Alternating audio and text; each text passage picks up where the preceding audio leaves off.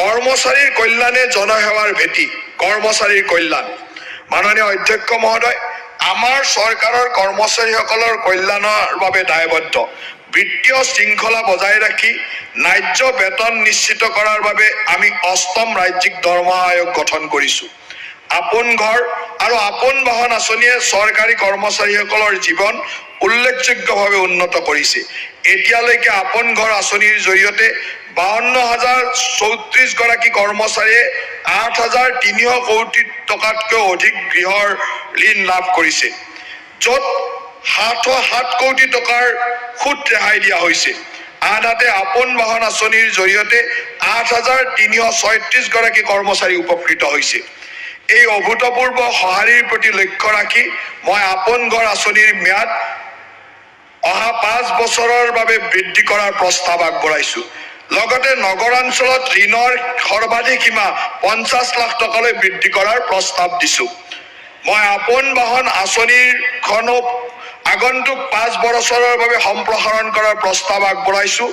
লগতে ৰাজ্যত স্বচ্ছ আৰু বহনক্ষম যাতায়াত ব্যৱস্থাক উৎসাহিত কৰাৰ বাবে বৈদ্যুতিক বাহনৰ ক্ষেত্ৰত সুতৰ ৰাজসাহায্য ৪% বৃদ্ধিৰ প্ৰস্তাৱ দিছোঁ।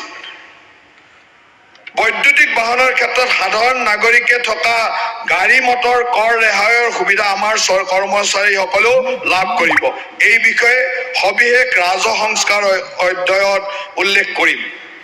মুখ্যমন্ত্ৰী লোকসহায়ক আৰোগ্য যোজনাৰ অধীনত ইতিমধ্যে উপলব্ধ চিকিৎসা ব্যয় পৰিশোধৰ সুবিধাৰ উপৰিও আমি প্ৰতিষ্ঠিত চিকিৎসালয়সমূহক তালিকাভুক্ত কৰি সৰ্বাধিক নগদবিহীন চিকিৎসাৰ ব্যৱস্থা কৰিবলৈ প্ৰয়োজনীয় পদক্ষেপ গ্ৰহণ কৰিছোঁ।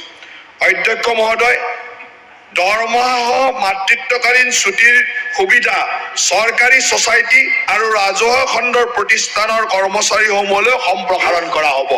এতিয়াৰ পৰা চৰকাৰী কৰ্মচাৰীৰ লগতে চৰকাৰী ছ'চাইটি আৰু ৰাজহুৱা খণ্ডৰ কৰ্মচাৰীয়েও মাতৃত্বকালীন ছুটি লাভ কৰিব।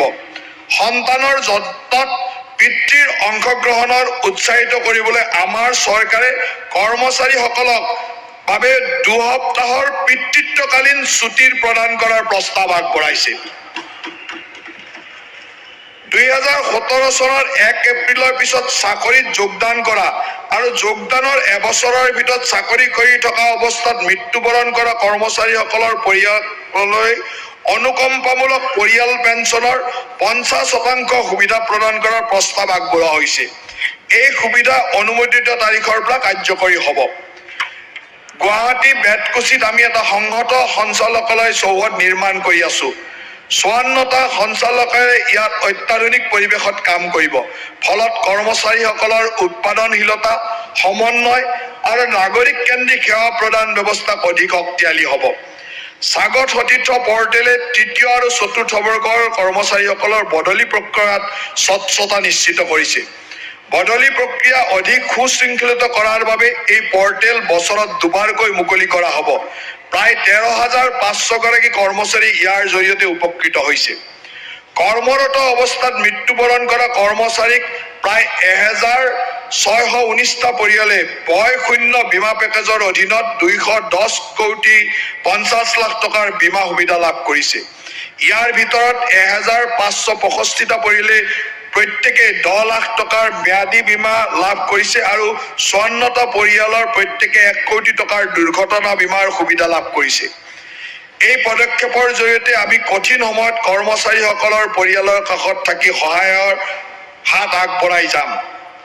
অগ্ৰিম আৰ্জিত বেতন বা বেতন সংলগ্ন ঋণ আঁচনিৰ দৰে পদক্ষেপৰ জৰিয়তে আমি চৰকাৰী কৰ্মচাৰীসকলৰ আৰ্থিক কল্যাণৰ বাবে সমৰ্থন অব্যাহত ৰাখিম। এই আঁচনিৰ অধীনত প্ৰায় ২,৬৪২ গৰাকী কৰ্মচাৰীয়ে অগ্ৰিম আৰ্জিত বেতনৰ সুবিধা লাভ কৰিছে আৰু ৩,১৬৪ গৰাকী অধিক কৰ্মচাৰীয়ে বেতন সংলগ্ন ঋণ আঁচনিৰ সুবিধা লাভ কৰিছে। পৰ্যটন আৰু ঐতিহ্যৰ বিকাশ।